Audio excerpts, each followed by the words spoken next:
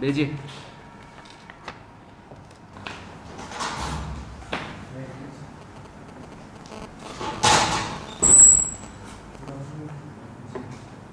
बैठिए। अपना नाम बताइए। जी सर, दिव्यराज सिंह चुनाव। अपने बारे में बताओ। जी सर, मैं बेसिकली राजसमंद ज़िले से बिलोंग करता हूँ। मैंने अपनी 10th और 12th government senior secondary school Amet से कंप्लीट की है। थोड़ा तेज बोलो। जी सर, मैंने मेरी 10th और 12th government senior secondary school Amet से कंप्लीट की है। सर, मैंने अपनी graduation Jodhpur institute of engineering and technology से जोधपुर से कंप्लीट की है, इलेक्ट्रिकल इंजीनियरिंग स्ट्रीम के अंदर 2015 के अंदर। और वर्तमान में मैं उद्योग प्रसार अधिकारी के पद पर जिला उद्योग केंद्र राजसमंद में कार्यरत हूँ। अच्छा, राजसमंद में कार्यरत हैं आप? जी सर। और क्या है पोस्ट आपकी? उद्योग प्रसार अधिकारी। उद्योग प्रसार अधिकारी, क्या करता है ये ऑफिसर? जी सर, जो एक शब्द में बयां करना चाहूँ तो जो जिला उद्योग केंद्र होता है उसकी आँख की तरह वर्क करता है, उसका सारा फील्ड वर्क होता है वो उद्योग प्रसार अधिकारी के माध्यम से। डिटेल बताएं। हाँ जी सर, उद्योग प्रसार अधिकारी के रूप में मैं वर्तमान में सर 2 स्कीम्स हैं, राजस्थान निवेश प्रोत्साहन योजना 2019 तथा प्रधानमंत्री सृजन कार्यक्रम, इन दोनों स्कीम्स की मॉनिटरिंग करता हूँ।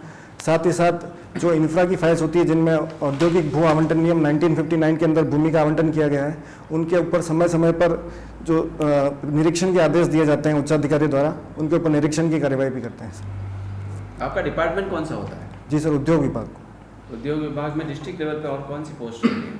जी सर, उद्योग विभाग में जो संभाग मुख्यालय होते हैं उन पे जॉइंट डायरेक्टर मैं सबसे, डिस्ट्रिक्ट की बात कर रहा हूँ। जो संभाग मुख्यालय के जिले हैं वहाँ पे सबसे ऊंची पोस्ट जॉइंट डायरेक्टर की होती है।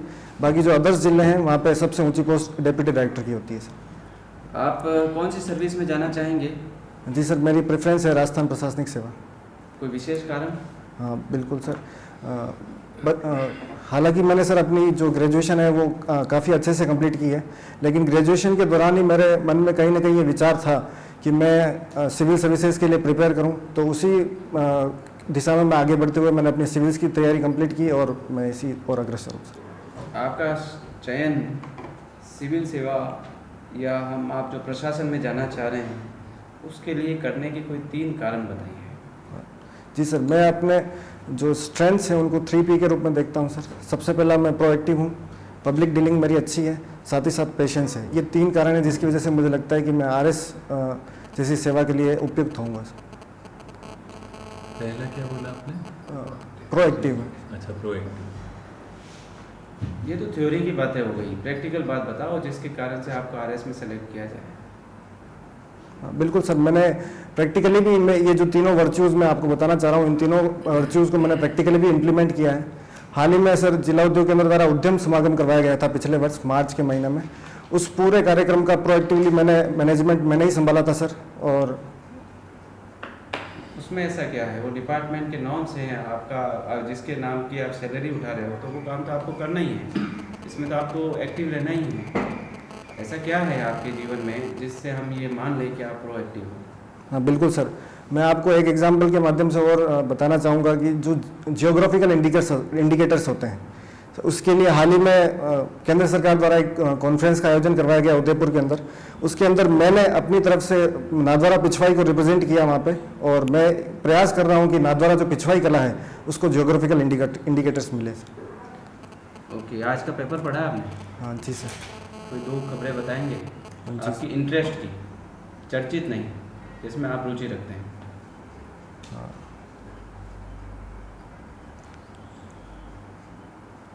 एक तो सर जो कोरोना के केसेस हैं वो जयपुर और कोटा के बाद राजसमंद में सर्वाधिक केसेस बढ़ गए हैं, ये आज के पेपर की हेडलाइंस में था।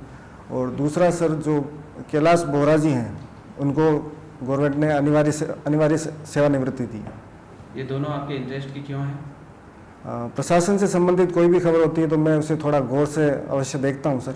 इसी वजह से मुझे लगा कि जो कैलाश बोहरा जी वाली जो खबर है इसका कहीं ना कहीं संबंध प्रशासनिक वैल्यूज से है, तो मैंने इस खबर को ध्यान से देखा। आपको नहीं लगता है कि आप जिस व्यक्ति का नाम ले रहे हैं उसके आदर सूचक संबोधन आप कर रहे हैं, ऐसे व्यक्ति के साथ आदर सूचक संबोधन होने ही नहीं चाहिए, ऐसे उपसर्ग प्रत्यय लगाने की आवश्यकता ही नहीं है? नहीं, उसके माध्यम से जो एग्जाम्पल प्रेजेंट हुआ है प्रशासनिक अधिकारियों के समक्ष कि इस प्रकार की सेवा के लिए आपको किस हद तक राज्य सरकार से आपको सजा या दंड मिल सकता है। तो वो एक एग्जाम्पल सेट करता है समाज के अंदर और प्रशासनिक अधिकारी के अंदर, ताकि वो अपने उस वर्च्यूज़ को अपने अंदर इनकलकेट करें, ताकि वो फ्यूचर में एक अच्छे ऑफिसर बन पाए। आपको लगता है राजस्थान सरकार ने उनके साथ ठीक किया, जबकि और भी ऑप्शन थे, उनको सेवा से बर्खास्त किया जा सकता था? आपको लगता है कि अनिवार्य सेवानिवृत्ति देकर उन्होंने उनके साथ ठीक न्याय कर दिया? जी सर, ये तो विचारणीय बिंदु है जिसके ऊपर राज्य सरकार द्वारा एक समिति का गठन किया गया है। मेरे व्यक्तिगत विचार के अंदर मैं इसको यहीं तक देखता हूं कि प्रशासनिक सेवा के अंदर किसी भी प्रशासनिक अधिकारी के अंदर किस प्रकार की वैल्यूज होनी चाहिए और उसके ऊपर किसके ऊपर उसको वर्क करना चाहिए, मैं उसको यहीं तक समझता हूँ।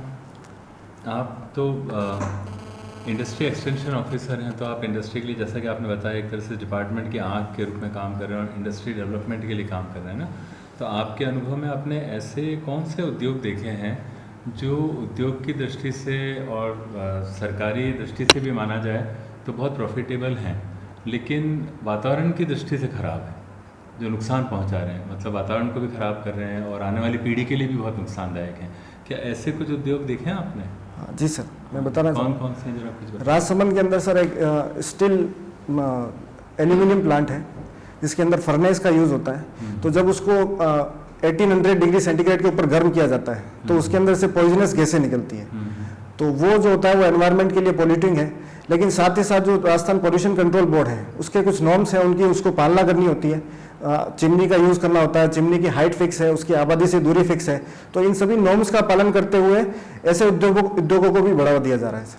पर ऐसा है तो नहीं, अब हिंदुस्तान जिंक वाला है जैसा आपने देखा होगा, वहाँ पे तो गांव के गांव खत्म हो रहे हैं, उनको शिफ्ट किया जा रहा है ना जैसे, तो प्रैक्टिकली रूप से तो ऐसा हो नहीं रहा है।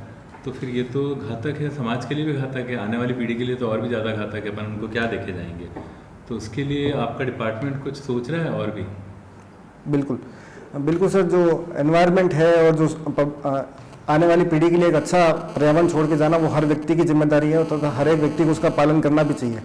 लेकिन साथ ही साथ मेरा ये भी मानना है कि किसी भी देश के आर्थिक उन्नति के लिए उस क्षेत्र का औद्योगिकरण होना सबसे ज़्यादा आवश्यक है। आज जैसे भारत की जो 65% पॉपुलेशन यंग पॉपुलेशन है, उसको अगर आपको रोजगार देना है तो देश का सबसे बड़ा कोई रोजगार का क्षेत्र हो सकता है तो वो औद्योगिकरण हो सकता है। तो इन दोनों के बीच में एक सामंजस्य बिठा के, औद्योगिकरण और पर्यावरण के दोनों मुद्दों के बीच में एक सामंजस्य बिठा के अगर अपन कार्य करते हैं तो अपन एक अच्छे पर्यावरण के साथ साथ एक औद्योगिकरण को भी बढ़ावा दे पाएंगे सर। कैसे होगा? अपन तो उल्टा काम कर रहे हैं। जैसे भी फ्लैग्स हैं बहुत सारे, और फ्लैग्स तो रोज़ हज़ारों की संख्या में बन रहे हैं, केवल राजसमंद की बात करूँ मैं तो, और ये नष्ट ही नहीं होते हैं ज़मीन पे, ज़मीन खराब कर रही है।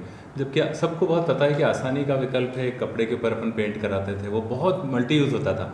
कपड़ा बाद में झाड़ने पहुंचने के भी काम आ रहा है, थैले के भी काम आ रहा है, और दिखता भी सुंदर है वो, और रोज़गार भी बहुत सारे पेंटर्स को मिलता था उससे। अब ये तो एक ही आदमी मशीन लाता है और इससे एक ही आदमी को रोज़गार मिल रहा है। तो ये तो आपकी बात को एकदम, जैसे इस तरह के, ये एक उदाहरण है, पर और भी बहुत सारे उदाहरण हैं जो आपकी बात को झुठलाती है थोड़ा सा, कि ये कैसी, मतलब कैसे औद्योगिकरण की दिशा में हम जा रहे हैं, जहाँ पे रोज़गार भी कम होता जा रहा है लोगों के लिए, इंडस्ट्रियलाइजेशन के डेवलपमेंट के साथ में, और पर्यावरण के लिए भी नुकसानदायक है। बिल्कुल, इसके बारे में बताइए क्या करना चाहिए? नहीं बिल्कुल, जैसा आपने ये फ्लैक्स का एग्जांपल दिया, बिल्कुल सही है कि जो कपड़े वाले फ्लैक्स होते हैं वो इन प्लास्टिक जो फ्लैक्स हैं उनसे ज़्यादा अच्छे और कारगर हैं, जो पर्यावरण के लिए सहयोगी है। लेकिन बढ़ते हुए सुविधा के दौर के अंदर जहाँ पे हर व्यक्ति चाहता है कि अधिक से अधिक वो तत्काल सुविधा ले ले, तो वो ऐसे ऑप्शंस ऑप्ट करता है जो ज़्यादा ईजी हो इन कंपेरिजन टू ऑप्शंस जो ऑब्सोलेट हो चुके हैं। तो अपने को समाज के अंदर और जनता के अंदर एक जन चेतना और जन जागरण करना होगा। जैसे मैं इसी विज्ञापन की बात करूं तो नुक्कड़ नाटक जैसे, नौटंकी जैसे, इन सारे माध्यमों को वापस यूज किया जाना चाहिए, यूज किया जा सकता है, जिनके माध्यम से अच्छे प्रचार प्रसार के माध्यम को अपन ऑप्ट कर सकते हैं, जो पर्यावरण के लिए भी पॉल्यूटिंग ना हो। पता नहीं कितने प्रभावी होंगे। अच्छा, दूसरा मेरा एक सवाल है, आपने नाथद्वारा की पिछवाई कला का नाम लिया आपने ना, उसको बढ़ाने के लिए आपने कुछ काम किया, और यहाँ पे इसी एरिया में राजसमंद में एक और भी आर्ट है जो बहुत फेमस है और जो धीरे धीरे लुप्त होती जा रही है, आप बता सकते हैं ऐसे कुछ नाम? जी सर, आप मोलेला टेराकोटा की बात करें? इसके बारे में थोड़ा बताइए। जी सर, मोलेला टेराकोटा आर्ट है, इसकी जो डेवलप किया था गगन बिहारी राजेश ने किया था। मोहनलाल जी कुमावत, इनको इस कला के लिए पद्मश्री पुरस्कार से नवाजा गया है। वर्तमान में ये मुख्यतः खमनोर तहसील के मोलेला ग्राम में टेराकोटा बनाया जाता है, जिसकी देश और विदेश तक ख्याति है। आप आमेर से बिलोंग करते हैं, तो आमेट के बारे में कुछ बताइए, 2 स्पेशल चीज़ें जो आप बता सकते हैं कि आमेट इसके लिए फेमस है। जी सर, मैं हिस्ट्री के पर्सपेक्टिव से बात करूं तो जो आमेट, जो फत्ता जी सिसोदिया हुए हैं, उन्होंने मेवाड़ के दूसरे साके का नेतृत्व किया था, वो आमेट से थे, और उनकी पत्नी फूल कंवर के नेतृत्व में जौहर हुआ था, जो मेवाड़ के इतिहास में एक अग्रणी कार्य है।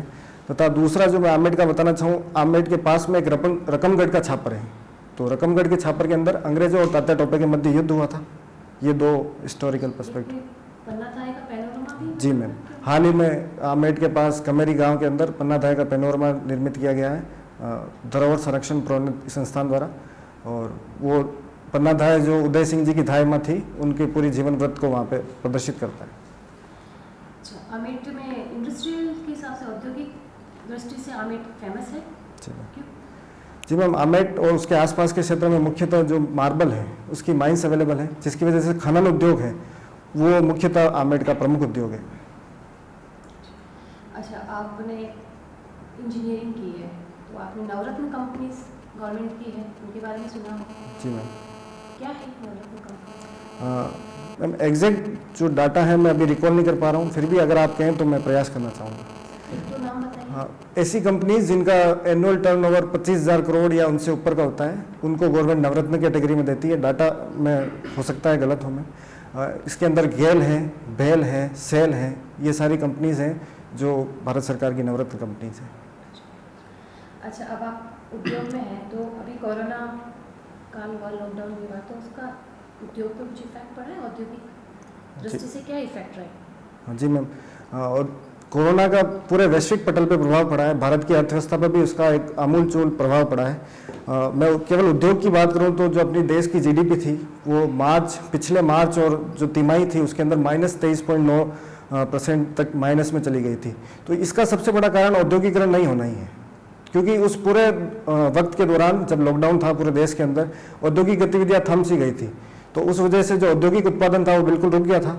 लेकिन अभी जो इंडस्ट्रियल प्रोडक्शन इंडेक्स जो है IIP है, वो ये शो कर रहा है कि जो 8 कोर इंडस्ट्रीज हैं उनके अंदर कंटिन्यू डिमांड बढ़ रही है, और उस डिमांड के बढ़ने से वापस औद्योगिकरण हो रहा है और उद्योग के अंदर वापस स्टार्ट हो रहे हैं धीरे धीरे।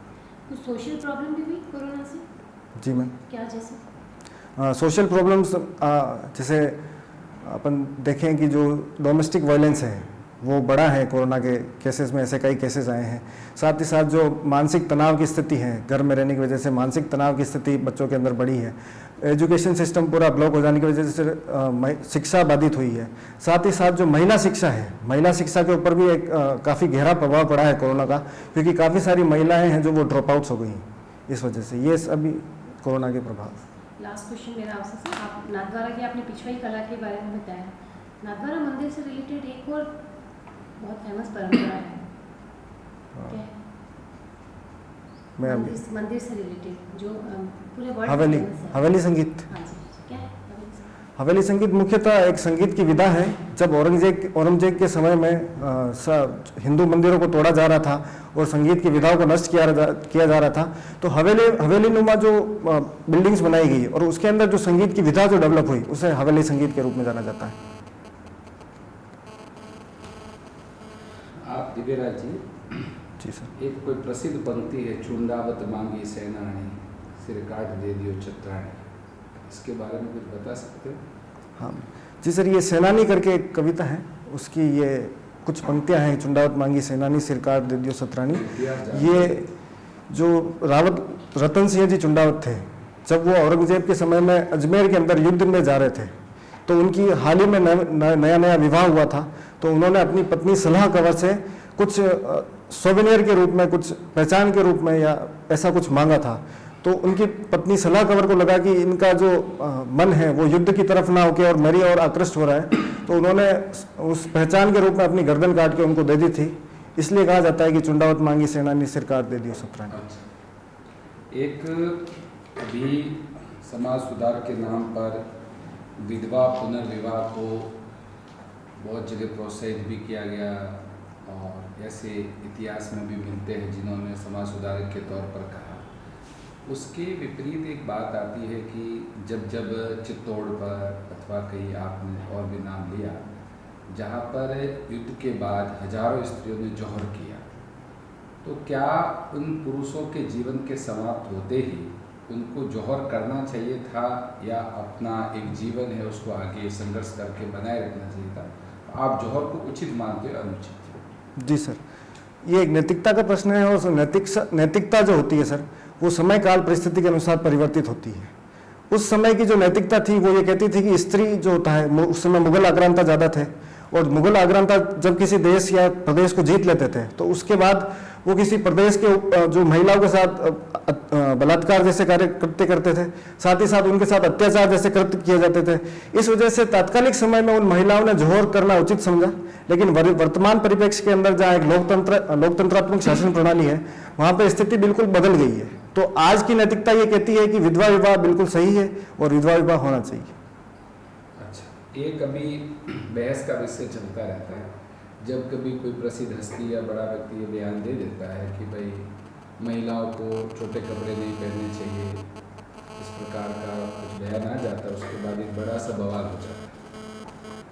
तो आपकी दृष्टि में एक तक तो स्त्री का स्वतंत्र है, वो क्या निर्णय ले, लोकतांत्रिक आपने मूल्यों की बात कही, तो आप इसको किसी ने कह दिया कि उनको छोटे कपड़े नहीं पहनने चाहिए, इसमें आपकी क्या प्रतिक्रिया होगी? जिसने ये बयान दिया उसके खिलाफ या उसके पक्ष में आपकी क्या प्रतिक्रिया होगी? अगर आपसे ट्वीट मांगा जाए तो आप क्या लिखेंगे? बिल्कुल सर, मैं इस पूरे परिप्रेक्ष्य को ऐसे समझना चाहूँगा कि किसी व्यक्ति के कर्तव्य किसी दूसरे व्यक्ति के अधिकार होते हैं, और हमारे भारतीय संविधान के अंदर अभिव्यक्ति की आज़ादी का अधिकार दिया गया है। तो महिलाएं चाहे तो अपनी अभिव्यक्ति और अपने एक्सप्रेशन के अधिकार को यूज करते हुए किसी भी प्रकार का पहनावा या ऑप्ट कर सकती है, लेकिन उसी परिप्रेक्ष्य में अगर कोई उसको लोकतांत्रिक तरीके से अगर उसकी क्रिटिसिज्म कर रहा है तो महिलाओं को उसे एक्सेप्ट भी करना चाहिए, और कुछ गलत है तो उसके लिए उसको समझाना भी चाहिए। अच्छा,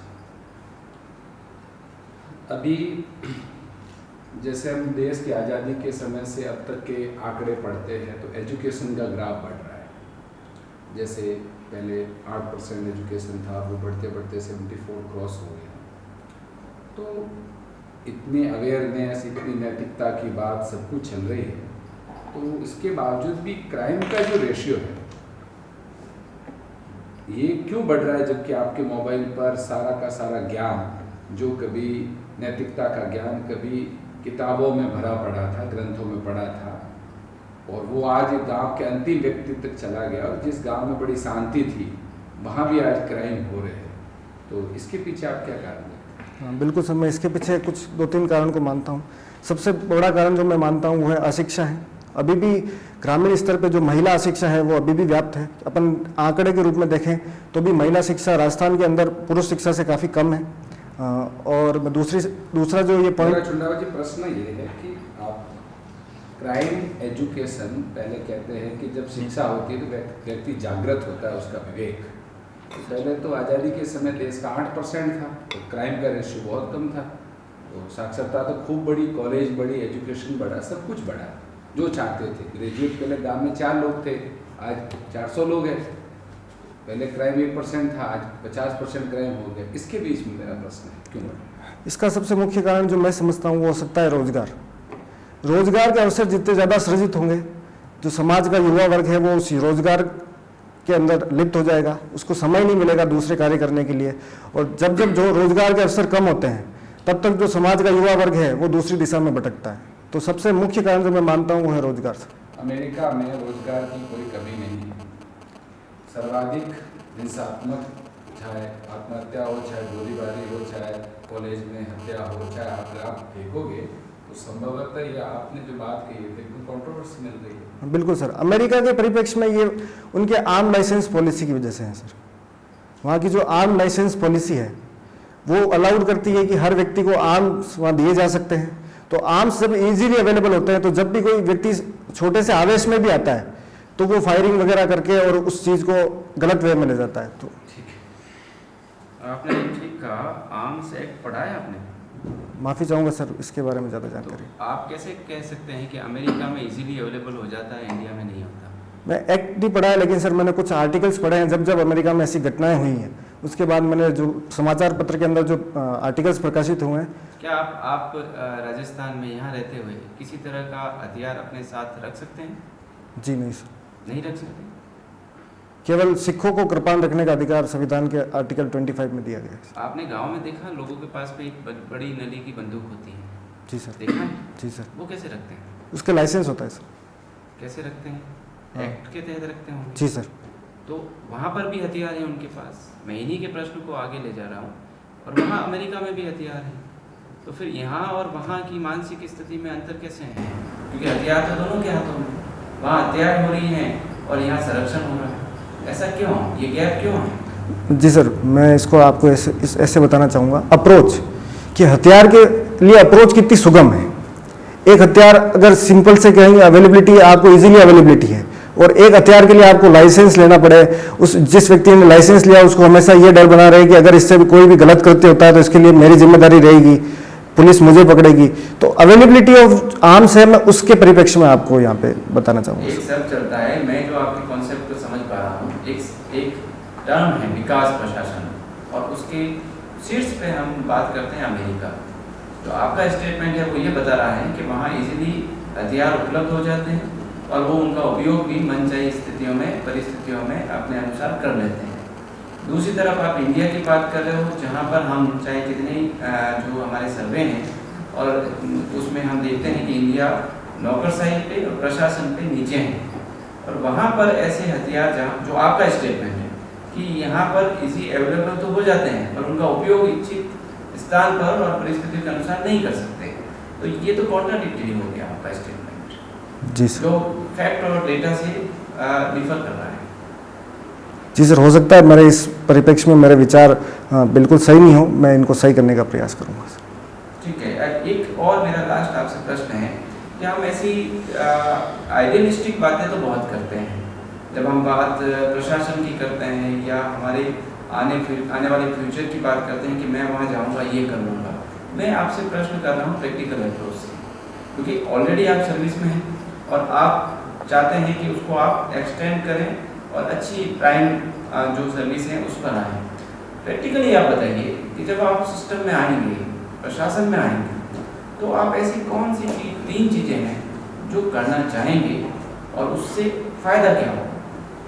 बिल्कुल सर, अगर मैं प्रशासन में आता हूँ तो सबसे पहला मैं एक सोशल नेटवर्क एस्टेब्लिश करूँगा जिस भी क्षेत्र में मैं पदस्थापित होता हूँ, क्योंकि आज के बदलते हुए परिवेश के अंदर जो चैलेंजेस हैं वो काफ़ी बढ़ गए हैं, सोशल मीडिया के चैलेंजेस हैं। तो जब आपका एक सोशल नेटवर्क स्ट्रॉन्ग होता है तो कोई अचानक से जब कोई समस्या आती है तो आप उसको ईजिली हैंडल कर पाते हैं। साथ ही साथ मैं अपने व्यक्तिगत रूप से ये भी प्रयास करूँगा कि ऑफिस मैनेजमेंट है वो मैं प्रॉपर कर पाऊँ। इसके लिए ज़्यादा कोई बड़े प्रयास की मैं बात नहीं कर रहा हूँ, जैसा मैंने अभी उद्योग केंद्र के अंदर भी किया है। जो सारा रिकॉर्ड्स हैं उसको अवेलेबिलिटी के अकॉर्डिंग अगर मैं उसको कंप्यूटर में सेट कर लूँ तो उसको इजीली फेच किया जा सकता है। ये प्रशासनिक सुधार के रूप में हो गया। और तीसरा जो मैं प्रयास करूँगा कि जो गवर्नमेंट की स्कीम्स हैं उनके इम्प्लीमेंटेशन में क्या प्रॉब्लम आ रही है, कि हर वीकली मीटिंग करके उनकी इम्प्लीमेंटेशन में ग्रास रूट लेवल पे क्या प्रॉब्लम आ रही है उसको आइडेंटिफाइड किया जाए और उसका ऑप्टिमम रिजल्ट या सॉल्यूशन निकाला जाए।